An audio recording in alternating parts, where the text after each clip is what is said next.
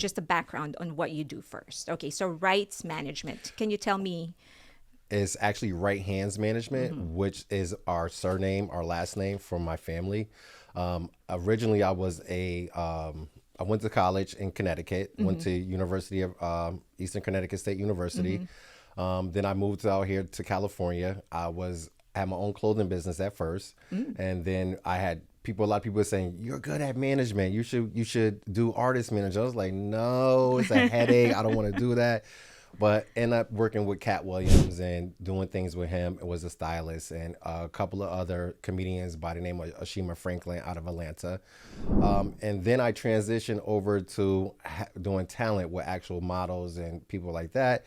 And a friend of mine was like, "Why don't you just create a company?" And that's how it started. Okay. And once I created the company, it began to flourish, and it's just been ongoing nonstop since. And 7 years in now. Okay, so first let's go to the fashion business that you had. How long ago was it, and what did you specialize in? We had a clothing store for over 10 years in the South Los Angeles area, in Crenshaw district. And the clothes were just basically just fashionable clothes. It wasn't necessarily, it was like Seven for All Mankind. We were selling name brand clothing stuff. So it wasn't like a specialty where someone designed the clothes and we were doing it. It was more or less we were just reselling and getting it from the manufacturer. Okay, how long did you stay in that business, 10 years. and what made you quit? Because I felt like I could really expand my life overall. And I didn't want to be confined. I like doing new things and trying out and see where my talent can take me. So I wanted to explore that, especially when people always told me that I was a good manager. So, Right. so people know when they come to the store. My cousin, he was more of a loosey goosey with friends and stuff, and I was more of a strict, like, no, you're gonna pay. We don't really do discount type of thing. So I'm Okay. like, do you go to Gucci and ask for discounts? They don't do that there. So we're gonna have that same business model. Okay. And you said that after that, you transitioned to becoming a stylist, and you I worked with was there Catwalk. first. I was a stylist first, and then I moved to California where I opened the clothing business. And during that time, a lot of people was like, "Why don't you just do management?" And I just really thought about it hard and long, and I'm like, "Okay, I'm gonna be dealing with so many personalities. Can I handle that?" And I felt like, yeah, I do that on an everyday basis. When I have customers come into the store, you kind of tailor that to what their needs are and who they are, and kind of get them to be calm and cool and get them in a mood to shop. So Right. So you said that this has been on for 7 years. So that means you opened just a couple of years before I did. COVID. Okay. So how was it for you? Ooh, COVID was it was a Tough. big hit for Yeah. everyone in the industry because of the tight restrictions they had. So it was hard for talent to actually get jobs because when you're doing photo shoots or campaigns, everything is up close and personal. They're in your face. There's hair and makeup. Photographers are in their face. I'm in their face. So it became to where it was like, you know what? Let's try to just cool down from this. Kind of still help them out where when you're going to castings that is really just for the people that's there and they had the COVID test shown and proven, and then I will let the talent go to something like that. Okay. So, but I feel like to this day, some parts of COVID remain, like the culture of COVID. Like there's still a lot of non in person. What do you call that? Like And they, non-in-person meetings. yeah.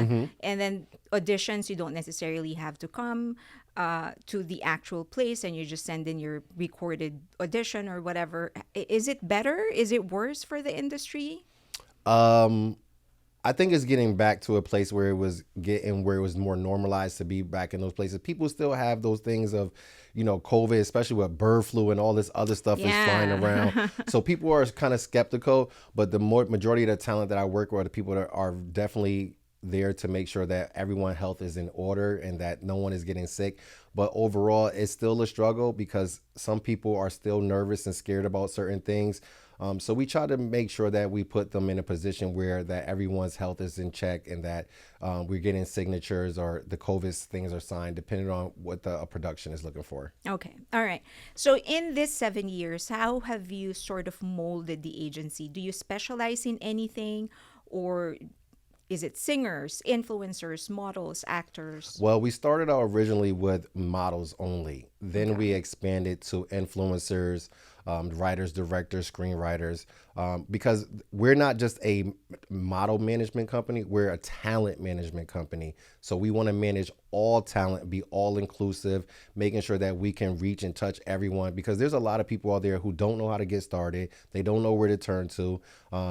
They have bad experiences with managers, had bad experience with production companies, so on and so forth. So I try to use the fact of like we're family because that's how I treat everyone that comes into working with us, that we're family. I'm going to walk with you. I'm going to talk with you. I'm going to make sure that all of these things are, in a place that you feel comfortable working with me and I feel comfortable working with you. Okay. All right. So for those of my audience who don't know and don't understand, what is the difference between an agent and a manager?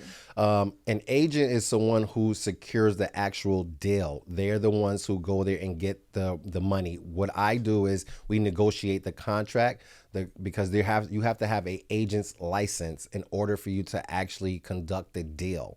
What we do is we manage time, scheduling, branding deals, opportunities to work with other companies, and looking over the contract and then giving it to the agent, making sure that our percentages are correct and that we're getting a fair exchange of money back. Okay. So then, as far as I understand, a manager is actually not allowed to close a deal for the client, right? Right. But I have I have a talent license, agent's license as well. So I have double duty. So I have dual duties.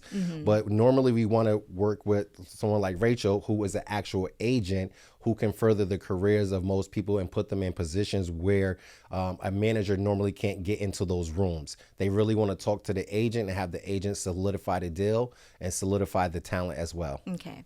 All right. So you've been doing this for a while, right? Yes, ma'am. Okay. So I'm assuming that by now you have said no to many people who have approached you. So would you give me just some tips on what are the types of people you don't like working with? There isn't necessarily a person that we don't like to work with, but we're looking for proactive people, men and women who are constantly looking to work, who are responding to emails, calls, texts, because we get a lot of casting calls per day.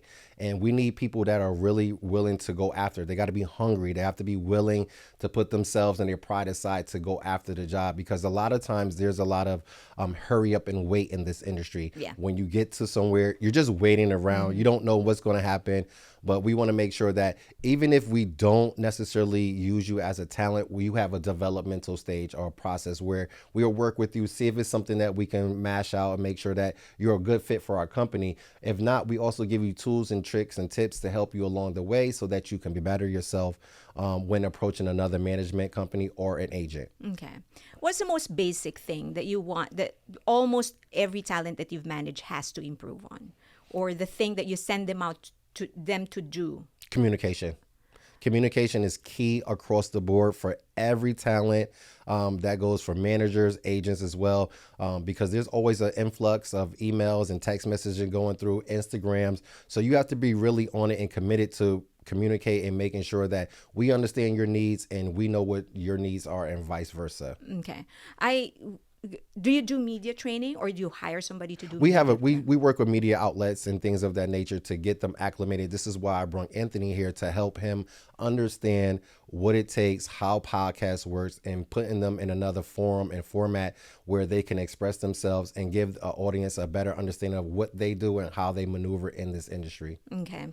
All right. And when you do your contracts with these talents, is it 360 or do you only do certain things and you allow other managers to handle certain things? Normally, I sign my talent as non-exclusive, which opens the door for them to work with other agencies as far as model agencies. But management, they're exclusive to the management company, but they're non-exclusive so they can work with other talent managed agencies, like Ford, Elite, IMG, Storm Models, because I only have a certain amount of connections and these are bigger companies than me. So we want to put them in a place where they can grow and have access to other jobs, especially runway jobs, Paris, Milan, working with Dior or Gucci. And that only comes through working with an agency.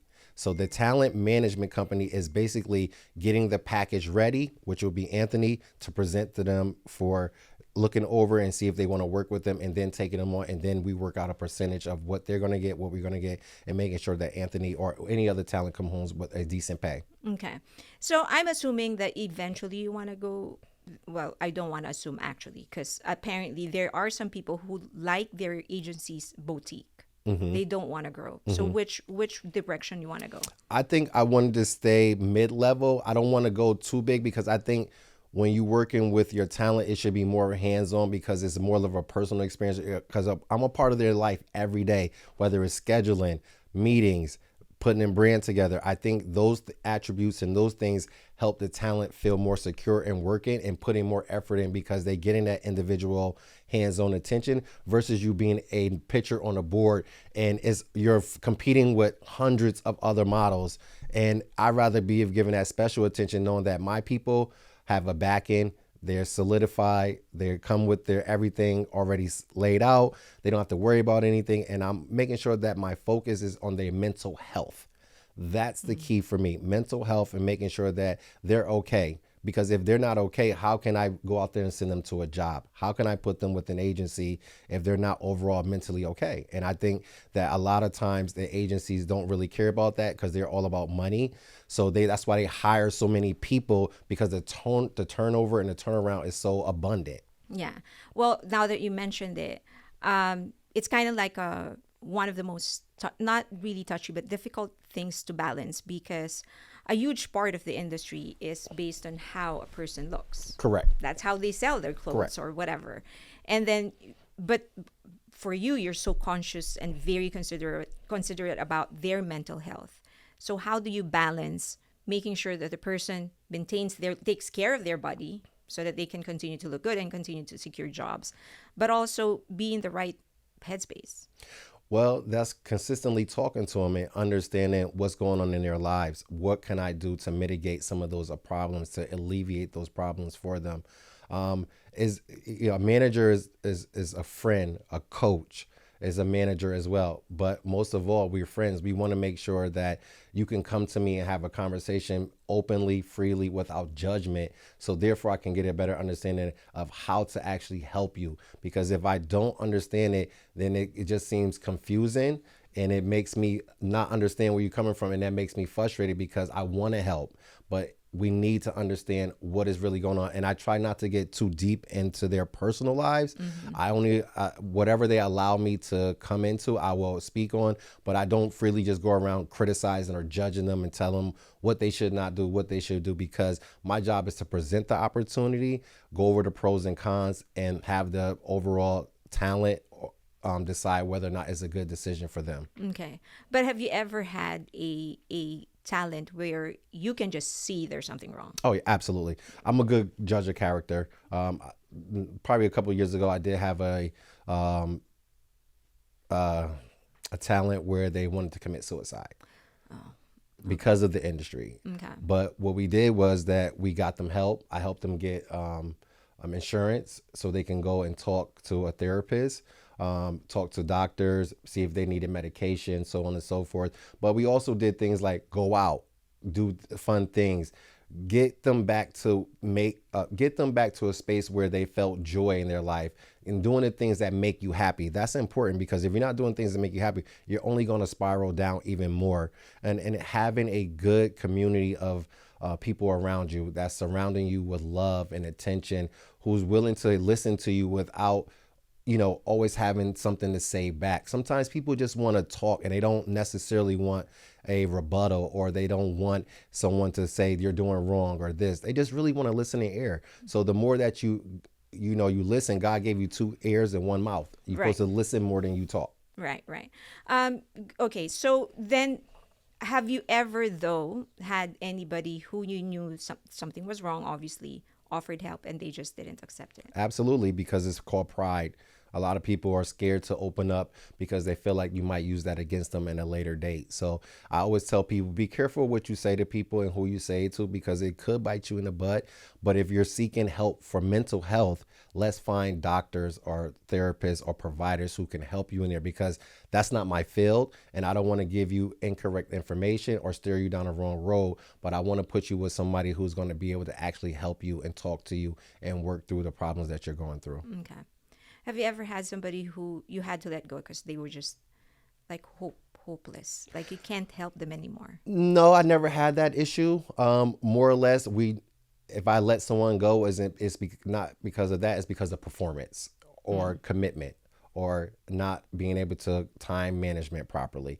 So those are the things that I look more for in people, is to time management, being on time, communicating, and making sure that you're doing the things that we asked of, because we can't further your career if you're being stagnant or if you're just sitting around doing nothing. Yes, we all have jobs. I have a regular job on top of this. I work at United Airlines as well. Yeah. So it's your 9 to 5. So this Yes. is your, oh my God. So no, this is my baby. This is what I focus on first. The job is just there to make sure that I still pay my rent and bills, because castings are not always guaranteed. So you still have to work. This is Los Angeles. Things are very high. Yeah. Yeah. So my Yeah. 9 to 5 is at United Airlines. Yeah. So is that, how often do you go? Is that full time? Yes, full time. I work from 2 to 11. And so in the mornings, I do all my work for Right Hands Management. And then I go to work from 2 to 11. How are you still standing? Because for me, it's good stress, and it keeps me motivated, keeps me hungry as well, because I know these men or women are relying on me, and I Right. want to make sure that I provide every opportunity that I can for them. But this gives me a chance to move forward, open my mind to see how I can manage myself. So if the more I can manage myself, the better I'm a manager for them. Right. Well, I know at least 90% of people in my life have at least 2 jobs. So I'm not really surprised. It's just that yours seems to be both very stressful. Like I know somebody who would work in the government during the morning and then like do some extra whatever at night. But this is both very, very stressful. It is, but at the end of the day, life is stressful, right? Right. I'm from New York City, born and raised. So for me, living through the crack era, I have my own personal stories of, my family going through their own struggles. I've been on my own since I was like 17. I moved to California when I was 20. Okay. So I've been on my own for a long time. That must have been a shock. No, actually, because So- go ahead. So you were born and raised in New York, but that culture is so different from It California. is. Over here, everybody wants avocado toast. Yes. In New York, we like, let's get to the money, let's get to business. We got to move and shake. We're not really caring about what other people are saying or thinking. We're just in our own mindset. Hey, I got to get this done. Let me get here. Right now, I have a client that's in New York who's doing a photo shoot for Rare Magazine. He just did New York Fashion Week. So in the mornings, my mornings are dedicated to them over there, getting things in order, paperwork. So it's never ending, but I love what I do. If I didn't love what I do, I would not be doing. I would not take on a responsibility to help these men and women with their careers. Okay. All right. So I was just going to ask, so you have fired clients? Oh, absolutely. Okay. Both sides, both brands and Absolutely. okay. Due to the fact of, like I said, one with clients is lack of communication, the lack of commitment, and accountability. And for brands is either they didn't follow through on what they said they was going to do for the client. We didn't get our pictures back. We didn't get the money in a timely manner, or they give us the runaround. And then it just becomes like, let's just cut the tie here. And I'd rather for it to be amicable here than for us to have some type of animosity. So, we can go back down that road later, but as of right now, I think it's a good time to just cut clean and dry and just move on. Okay. Okay. So as a tip for those who want to pursue this line of work, As a manager or a talent? a talent first. Okay. A talent first.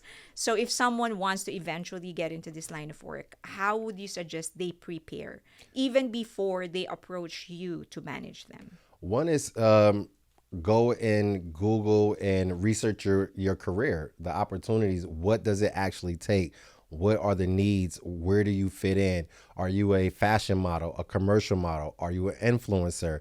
Are you looking to get into other things as far as like movie, TV, and film? So you have to establish what you really want to do in the industry and then follow that line, because you can get many different directions and you can get swayed very easily if you're not paying attention, because people will say, come over here and do this, go do this, do that. Now you're starting to get so confused, you don't even know what to do. So the first thing I always say is research exactly what you want to do in the industry, follow the leaders in that industry, go to their Instagrams, go to their websites, research them, learn about your craft, understand what it takes, because a lot of times a lot of models get into the industry and think that, so I'm a model, I'm working for Nike. It doesn't work like that. Okay, it doesn't work like that. Nike doesn't even know who you are. They want to you got to build up a portfolio, a reputation. They want to see, how do you work with other brands? How are you moving in the industry? Are you well liked? Are you a bad client? Are people saying they're always late or they always got something to say? You know, a lot of times those little nuances determine whether or not you're going to work with bigger brands. Okay. So this is something that I heard probably several years ago from an actor. Okay. They said that even in acting, and this was surprising to me, they said your social media following plays a huge part in whether or not you're going to get the part.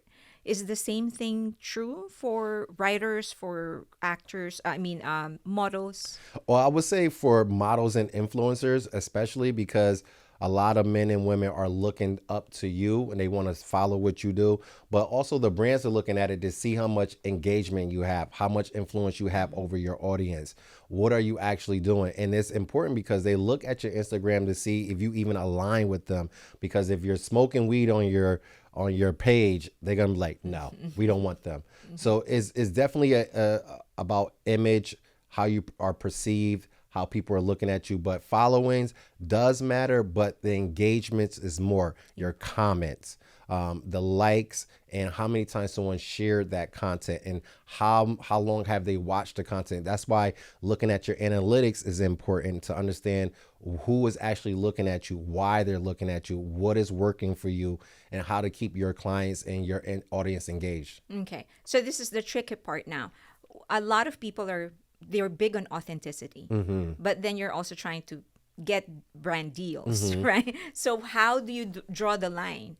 What is it that you allow or encourage your talents to put out, and what is it that you... First of all, you have to know your clientele and your personnel, right? So you got to understand who you're hiring and who you're bringing on. So you have to do your own research as a management team or agency as well, because you want to look. I don't just go by the first little. I go all the way to the beginning, because the beginning tells me who you are, how you really are, and are you actually trying to just fit in, or are you actually being authentic? Because there's a lot of people like to impersonate other people lives and things of that nature, but I'm like you said, I'm looking for authenticity. What really makes you tick? Or even if you're into gardening and stuff, I want to see those little nuances, because that helps me know that if you're grounded, are you superficial? Are you just here for the fame and the clout? Are you here for actually to move yourself forward? So I look totally at every part of their Instagram. And I also ask them, give me other sites that you've been on. You know, you have an EPK, or do you have an IMDb? Like, give me other things so I can look at the whole picture and not necessarily what you want me to see. Okay. How is managing a model, for example, different from managing a writer? Like, Because it's two different spectrums. The writer is looking for producers and people that's in the SAG industry to work with them, to collaborate, to make skits and so on and forth, to put it out there to indie film festivals and things. Models don't care about that. They want to wear clothes. They want to walk the runway. The writer wants to be on big screens. Even though the model does want to do that at some point, but the difference is that one, I'm here for movies and TV. One is here for fashion and to be traveling the world and say that I'm a model and I work for Vogue and things like that. okay. So if you're a model and you're partnering with, or you allow them to go to elite model agency so that they can get bigger opportunities, is there an equivalent for a writer? What do you mean? Like, is there another agency that you allow them to work Yeah. with?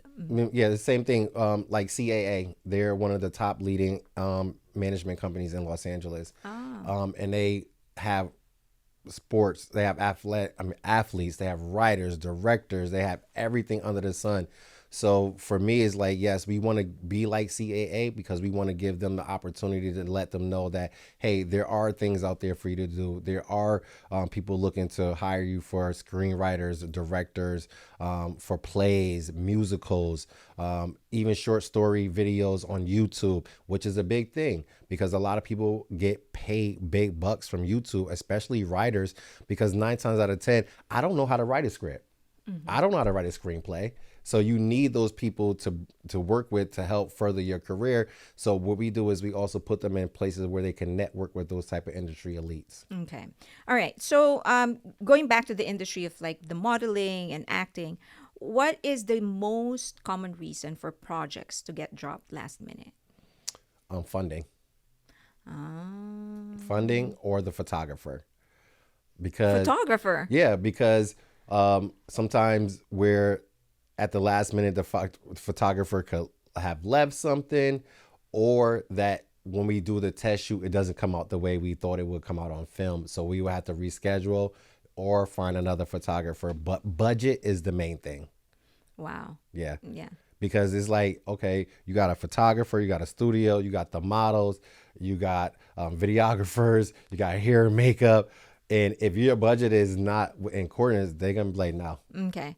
So, but usually, even when a project gets canceled, but once you sign the contract, they still get paid somehow, right? The Yeah, you talents get still paid. have to still stand up to your commitments Okay. within the contract, and it really goes by the production company or the people that's higher ups whether or not they want to continue. Sometimes they'll let you know ahead of time, like, hey, the budget's not there, and they just scrap it, and you'll get paid for that initial consultation, but after that, be nothing else. Okay. All right. I've heard rumors that there are actually blacklists. Absolutely. Is it true? Yeah, absolutely. Because if you're in the industry and you are, once again, you're constantly late, you don't reply, you're asking, like, for instance, I had a model recently who was in the show, asked the designer, can I take this off? And the designer's like, why? He's like, oh, because I want to show my hair. They got him up out of there. Like, like, you get blacklisted for those things because it's like, you're here to wear clothes. You're here to just basically be quiet, wear the clothes, walk, and that's it. But when you start being demanding and being like you're bougie and you're above everybody else higher than a designer, yeah, they be like, well, he's hard, he's difficult. They call it difficult. Right. You Right. become difficult in the industry, and our industry is small, and the word gets around really fast because we all work with each other at some point in time. And when people go to your page, they're like, oh, I worked with him. They be like, oh, I hit you in the DM, be like, well, how was they?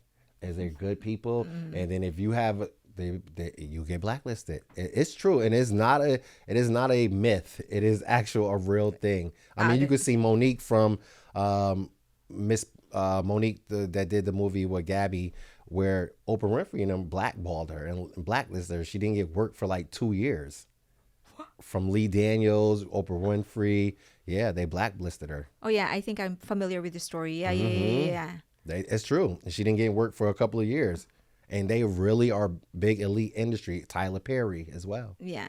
So have you ever managed somebody like that who became too successful and thought that they can do whatever it is that they want to do? No, when they get to that point, you got to go find you other management. Okay. What is the line you wouldn't cross for your talent? Like one thing that you would tell the brand, no, I would never ask my talent to do that. Be naked. I don't like my talent to be naked for brands or photographers unless it's very artful and tasteful, but just doing a bunch of underwear stuff or getting them naked so you can see their body parts, I'm really against that. And a lot of photographers take advantage of young men and women who come Yeah. into this industry, and tell them, oh, we can get you this, I work for this person, that person, oh, come do a shoot. And then the first thing they ask is for you to be naked. I don't like that.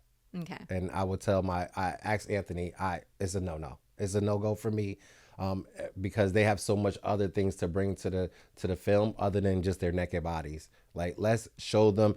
Putting someone in underwear, I feel like that's like really, not saying low on the totem pole, but I feel like let's really bring out the artistry in the artist, right? Let's really put the clothes on them and see what they can do. You can take underwear stuff anytime, but if it's more like a Calvin Klein inspired shoot where I'm on set and I can manage and look at everything, then yes, it's okay. And it also depends on the talent themselves. How comfortable are they feeling about being naked? I don't really encourage them to go do photo shoots by themselves if they're, especially if the photographer is asking for them to be in boudoir or any type of things like that. I will have to be on set. Okay. Now, as a manager, if somebody wants to become a manager and pursue this line of career, Run. don't. That's the advice. So, what is the most critical thing that they need to build or work on to be successful? Networking. Network is the most critical thing you can do. Building relationships. It's not always about money. It's about the relationship you and I have. Just for instance, when being that I came here, I automatically got introduced to Rachel. That was something because our friendship over time and through communication allowed you to say, hey, I think this would be a good person for you to meet.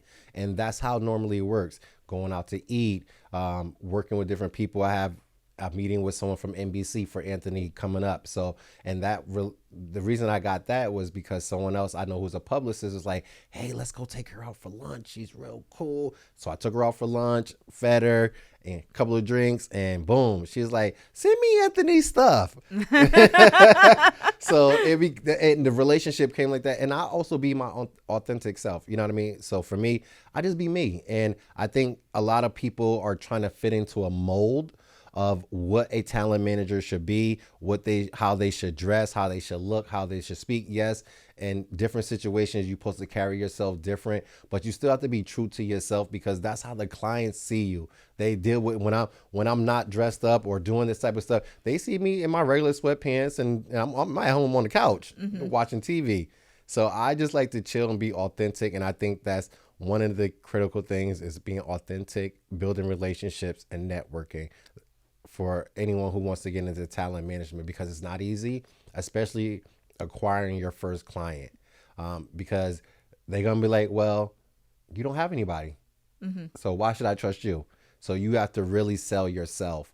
And that's part of my company. I have to sell my company every day to bring new people on board, to get them interested. And when you work with men and women who are talented in their craft, that helps build more relationships. That helps build more relationships, and it brings other people to you to say, okay, well, he's doing this or she's doing that. Just for instance, I just got 3 of my talents on a cover of a magazine out of New Orleans, called Honey Boss Babe. Give me a second. Excuse me. So these 3 women right here. This one right here on the left is Princess Fortier. She just won a Grammy with Beyonce for Cowboy Carter. Oh, wow. Congratulations. Thank you. The young lady in the middle with the white on, her name is Major DeVoe. She's a artist. She's worked on TV, WAGs. She did a lot of things on TV, reality TV. And the young woman on the right with the all black is Simone Bissette. And she's an actress, and she just did a short feature film recently, about 2 or 3 weeks ago, that we're waiting to come out so they can go to the film festival. Okay. So when I work with those type of people, other people gravitate towards that, and they say, okay, I think this person can help me further my career. I see what they're doing. It makes sense for me to go at least have a conversation. I always tell people, have a consultation. There's nothing wrong with that. Because I'm not only hiring you, you hiring me too. Right. So we have to be in the same coordinates with each other, making sure that we are right fit and we both align to the end goal of making sure that you're successful. Your success helps me build my success for my company, and it brings other people on once again. Okay. So you said that the biggest thing is networking. Yes. What do you have tips on how they can actually network? It's Well, not easy to get those executives. No, it's not. And one thing about it is, I would say, follow people that are publicists on your Instagram. If you're in this industry as a talent manager, follow the publicists. The publicists have all the clients. They are the inside to the industry. They know what to do, where to go, who you should talk to. But once you build a relationship with the publicists, they open the door to so many opportunities of networking and so many things. Like, for instance, I'm gonna give you an example. This is my publicist group that I'm in, right? If you just scroll down, you'll just see how much information. It's 250 publicists in this group, and this across the United States. So we're all networking, connecting, building, putting people on our team, our rosters. Magazines are in there. They look for influencers for panels and so on and so forth. That's how I found this one. Right. Because someone said, hey, you should go take a look at, they have a post online that might be good for you. And I'll say, let me go check it out. And that came from a publicist. And my friend Erica was like, I think this might be a good way for you to help build your company and put your name out there. So that's why I took the opportunity. Oh, great. I've Yeah. always thought that publicists are there just so they can manage No, the image. they are there. They're there to manage the image, but they're also there for cleanup as well, and provide opportunities for clients. Because, for instance, Anthony got a campaign with NBA and PacSun. Oh, congratulations. Yeah. So, his relationships, him building relationships, networking, talking, and being professional led him to those things. And once again, it's all about relationship, networking, and really sometimes you got to take people out. Food is like the cure all for everything. I'm telling you. You take somebody out and you paying for their meal, they is so happy. They like, yes. Especially when you spending $80, $90 on somebody's food. They ain't got to pay for nothing. They love when you pick up the check. So even, just even those little gestures like that, even just saying, hey, I would love to work with you. How can I be of assistance? How can I help you with some of your projects? And sometimes they will say, hey, if you know anybody, or can you help me come do this? That leads you to open more doors and opportunities for you and your clients. Okay. So back to, and we can probably close with this. No, actually, I have some business questions for Sure. you. So one part of growing a business is establishing networks, getting those clients, and then the other part of it is accounting, getting your balance sheets together, maintaining, taxes and all of that. How do you handle it? Do you outsource all of this? Do you retain a lawyer to look through everything? Yeah, I have a lawyer who looks over all of our contracts. Yes, I do have an accountant as well, but in the beginning I did not. So I had to be a quick learner in using all the tools that I had out there, whether it was QuickBooks and this, and learning from other people that's in my position to say, hey, this is what you should do. Or, hey, because we have a relationship, I got this accountant over here. He only going to charge you this to get your paperwork in that order. So once again, having network and building relationship really helps when it comes to accounting and business. Because for like, say, for instance, if I went to him over, I don't know your name again, Craig. If I would have went to Craig and he doesn't know me, he'd be like, oh yeah, I'm gonna charge you $8,000 for this video. But being that I come from you, he'd be like, oh, give me $2,000, I'll do it. So that really helps in you solidifying and working with these people to help manage your business, because it's hard. No one really understands how much work it takes in accounting, money, transactions, following up with the money, making sure they get paid in within the time frame they're supposed to be paid in. So it's definitely a lot of work, and it's also, it helps when I'm good with money, so I know how to budget, and I help them budget their money as well. I try to make sure that they're investing and doing things like that. But yes, I do have an accountant, and I do have lawyers to help me with my things. Okay, you just said you help them with investment. So is this why did you decide to start offering that service to them? I think because wealth is not just in what you do, it's everything around you, right? So you're not just thinking about the short-term goals, you're thinking about your long-term goals, because at some point you may want to stop modeling. You may not want to be in entertainment anymore. You want to pursue other things. But if you're able to build on investments and building your nest eggs and having savings, then you can venture out and you won't feel as overwhelmed when you do decide to leave and you be like, I don't got no money. Or what am I going to do? But if you know that you invest, take time and put money to the side, then you can go back to your savings account and say, okay, I got enough money to get me over the hump, or last me for at least 2 to 3 months or 6 months at least. Good, because I remember this. I used to work for an advertising agency who worked with, I wasn't the one handling it, but Iverson, Mm-hmm. Allen Iverson. And he was like just dripping with money during his prime. And then lost everything. Yeah. Just like that. And one of the good things that his agent did, because I think the agent kind of knew that he wasn't really good with money and did not want to be good with money, was to ask, was it Reebok? But it was a shoe Reebok. deal. Yeah, it was Reebok. So they asked Reebok to, instead of paying him the lump sum, to just do it annuity. So when I guess when he starts, once he crosses 50, I think, Get the money. he starts getting the money. So Yeah. now at least he's living off like, Yeah, which is good. You need those. You need somebody Yeah. to help protect your funds and your assets, because a lot of times they do a lot of wasteful spending and not necessarily understanding that a lot of people think when you come to an agency that the agency supposed to pay for everything, and they're Yeah. not. yeah. You know, they feel like your manager supposed to pay for everything. We're not. Yeah. It's up to you. This Yeah. is your career. We're here to help you along the way, but we're not here to facilitate. When I do photo shoots, it's because I want to. I do it because it's a need to get them started. So, but you have to constantly look for opportunities to do photo shoots and get things going for yourself. Once again, goes back to being self-starter, understanding how to position yourself and move forward. If you're stagnant, then you're not going to get anything done. I did ask the manager. So I said, so he started getting it at the age of 50. And I was like, so what was he doing from the time that he retired until he was 50? Nothing. And the manager was like, he was just poor. Yeah. Because that's what they do. Because you think about it when, you know, you got somebody, you got $1 million, and sometimes I was just talking to my friend about that. When you have your debit card, it feels like you have endless Yeah. money, right? You just swipe it. But if you have actually cash in here, you only got $100, you're going to be really more conservative Right. when you see that cash. You're like, oh no, I'm not spending that. Right. And I think a lot of times they just spend because they think they got so much money and it's just endless, not realizing, hey, at some point this could run out and you can Yeah. blow it all. Yeah. You know, buying $100,000 cars when you could have been investing in real estate or stocks and bonds or, you know, the S&P 500. Like, you know, you really have to diversify your portfolio overall. Because once again, it's not about you, it's about who's going to come after you. Yeah.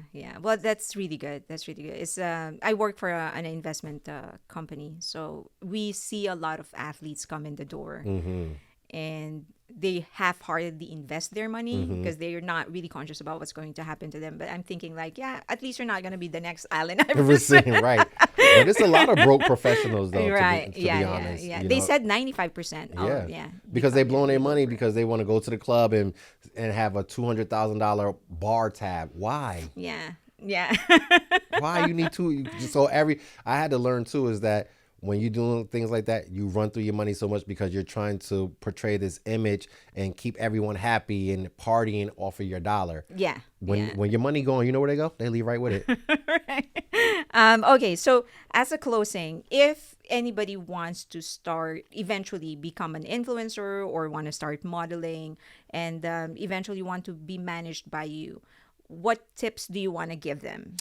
One is have your digitals together. Digitals is the most important thing when in modeling.